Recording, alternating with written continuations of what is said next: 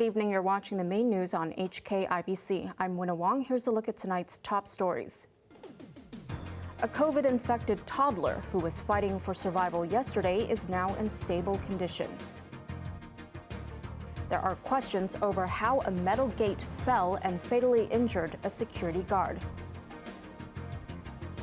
And Australians are shocked to learn that former Prime Minister Scott Morrison secretly ran 5 ministries as well. More toddlers aged under 3 have contracted COVID in the past 2 weeks, but there's encouraging news regarding a young boy who was intubated. Janice Lowe reports. A 27-month-old toddler who contracted COVID is now in stable condition and no longer needs to be intubated.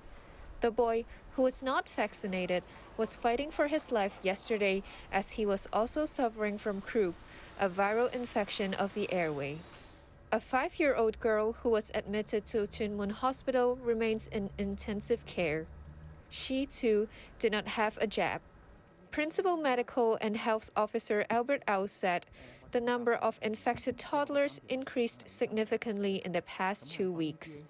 From the 1st of August to the 14th of August, we recorded a total of 1,130 cases affecting children aged below 3 years, which constitute about 1.8% of the total number of cases reported in these 2 weeks, as compared with 874 pediatric cases aged 0 to 2 years old in the previous 2 weeks from 18th of July to 31st of July.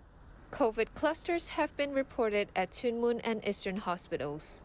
In the Clinical Oncology Hospice Center at Tuen Mun Hospital, a medic contracted COVID last Thursday. 9 patients and 4 staff members are now part of the cluster. One patient, a 53-year-old man, is critically ill, and 2 others are in serious condition. The authorities are trying to find the linkage between the cases. At Eastern Hospital, a patient was confirmed with COVID last Thursday. 6 other patients and a member of staff have now fallen ill, but all are in stable condition. There are 5,162 new infections, 272 of which are imported. Hospitals admitted 250 more COVID patients, taking the tally to 1,813, with 9 in intensive care. 10 more deaths were reported today. Janice Lowe, Hkibc. West Kowloon Magistracy has heard that some of the white-clad men involved in the Yuen Long mob attack 3 years ago were equipped with sword-like weapons. The prosecution summoned 4 witnesses to testify anonymously, and several videos were played in court to show the assault in the concourse and inside a train. 3 of the witnesses who were in the train said men dressed in white attacked passengers with weapons, such as sticks. The train doors remained open during the period, and it took several minutes before it left the station. An investigation is underway into how a metal gate fell and fatally injured a security guard at the Maternal and Child Health Center in Yau Ma Tei. The case was classified as an industrial accident. Maisie Mock reports. A 43-year-old female security guard died after this metal car park gate fell on her yesterday evening. A bump was seen on the structure, which remained in the open outside the Yau Ma Tei Maternal and Child Health Center this morning. The gate, which is 4.7 meters wide and 2.5 meters tall, fell at about 6 p.m., causing several injuries to the woman. She was semi-conscious when taken to hospital and was certified dead shortly after midnight. Police classified the case as an industrial accident. A representative from the Electrical and Mechanical Services Department took photos of the gate as part of the investigation. Officials from the Labor Department were also at the scene. An engineer said this type of electric gate is usually safe as it has a locking device to restrict movement. But Louis Cito urged people not to use force to pull the gate if they have trouble with the control. Somehow, when you do this abnormal action, then you should be very careful because it will be overpowered by just pulling out the gate through the roller and the stopper. With such action, the gate might fall down. The Association for the Rights of Industrial Accident Victims urged the authorities to check the design of the gate and whether regular inspections were conducted. Maisie Mock, Hkibc. Former Police National Security Director Frederick Choi told Eastern Magistracy that he did not know officers would raid an unlicensed massage parlor he was visiting at the time. Choi was testifying as a defense witness in the case of 3 female therapists and alleged parlor owner Wu Ping-hung. They were charged with 6 offenses in connection with running Viet Spa, which allegedly offered illegal sex services. Choi was found in a room with a woman when police raided the Wan Chai parlor in March last year. He admitted visiting the establishment a few times, but didn't receive any sexual services and didn't know if they were available.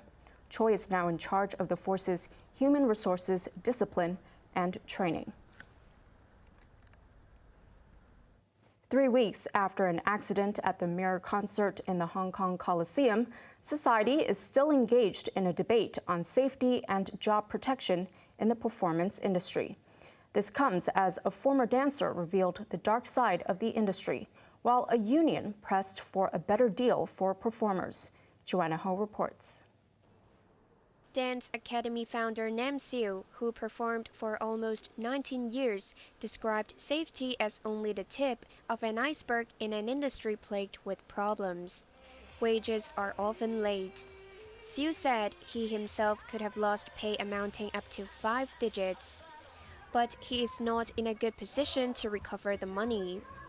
We sometimes feel powerless to fight for our rights against production house because we are afraid that will affect our future performance opportunities. Like production houses may not fund us anymore later on. Theater Arts Practitioners Union Vice President Yip Chan went to the heart of the matter, blaming the lack of contracts that offer dancers more protection. For production house and the choreographer, it's easier for them to change another dancer than to deal with your complaint. With you got so many problems and questions for the choreography or the safety issue. They just think you are not professional enough, or maybe your standard is not good enough to adapt the stage. Citing examples in foreign countries, Chen suggested that professional dancers join forces to be in a better position to fight for their rights against production houses by laying out clear terms and conditions. He also called for the reenactment of the collective bargaining law to empower unions. The Labor Department meanwhile advised dancers to clarify their mode of cooperation with the party they provide services to and put their terms of agreement in writing. However, it said the government has no plan to legislate for collective bargaining. Joanna Ho, Hkibc. Beijing has issued sanctions on 7 Taiwanese officials deemed as separatists. The group includes the island's de facto ambassador to the United States, Hkibc Kim, Security Council Secretary General Wellington Koo, and Deputy Parliamentary Speaker Tsai Chi-chang. The 7 and their family members are banned from entering the mainland, Hong Kong, and Macau, and will be held to lifelong accountability. Organizations linked to them will not be able to cooperate with entities on the mainland. The sanctions follow visits to Taiwan by U.S. lawmakers. Overseas, there's outrage in Australia after it was discovered that former Prime Minister Scott Morrison had secretly appointed himself to 5 ministries while in office. He apologized to his colleagues but defended his actions. Australia's current Prime Minister was quick to denounce his predecessor after it was revealed that Scott Morrison had given himself 5 additional ministerial roles without telling his colleagues or the public. There have been revelations of an extraordinary and unprecedented trashing of our democracy by the former Morrison government. He told us he was a bulldozer, and his coalition colleagues just shrugged their shoulders and cheered him on, not in one election, but in 2 elections. Turns out he was the world's first stealth bulldozer, operating in secret, keeping the operations of the government from the Australian people themselves, a misleading of Parliament as to who was holding what portfolios and who was responsible. Over the weekend, a newspaper published excerpts from a book which claimed that at one point, Morrison acted as co-head of his country's health, finance, home affairs, resources, and treasury ministries. The former prime minister defended himself, saying it was an emergency during COVID. But he admitted that in hindsight, the arrangements were unnecessary and apologized. Some of his former ministers found out about their shared roles at some point, but former Home Affairs Chief Karen Andrews said she was kept in the dark and called on her former boss to resign from Parliament.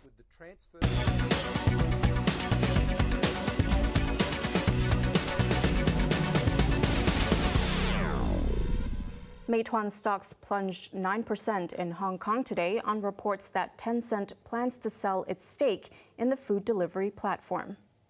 Tencent, which owns 17% of Meitwan, rose nearly 1%. The proposed sale of all or parts of the tech giant's stocks in Meitwan comes amid a regulatory crackdown on the tech sector. Sunny Optical, meanwhile, was unchanged after reporting first-half revenue of 17 billion yuan, down 14% from a year ago. Net profit at 1.4 billion yuan was almost 50% lower. The Hang Seng Index lost 1%. A look at the markets now. The Hang Seng Index closed down 210 points. Top 10 active stocks, Meitwan was down $16.40, Tencent up $2.60. Kuaishou down $3.30, CG Services up $2.08. On to foreign exchange rates, it's 7.94 to the euro, 9.43 to the British pound, 6 to the Canadian dollar. In foreign markets, the UK FTSE is up 49 points. Swedish clothing chain H&M is back on Chinese e-commerce platform Tmall after more than 16 months. The fashion brand was removed in March last year after accusing China of human rights abuses in Xinjiang. There has been no comment from H&M or Alibaba, which owns Tmall. But sources say the Swedish firm held regular talks with the e-commerce giant in a bid to return to the online platform. The clothes retailer was targeted after it pledged not to buy cotton from Xinjiang. Onto the weather now, mainly cloudy with showers tomorrow, but there will be sunny intervals. Temperatures will range between 27 and 32 degrees. Similar conditions on Thursday, and get your brollies ready towards the weekend. Now let's take a look at the weather around the world.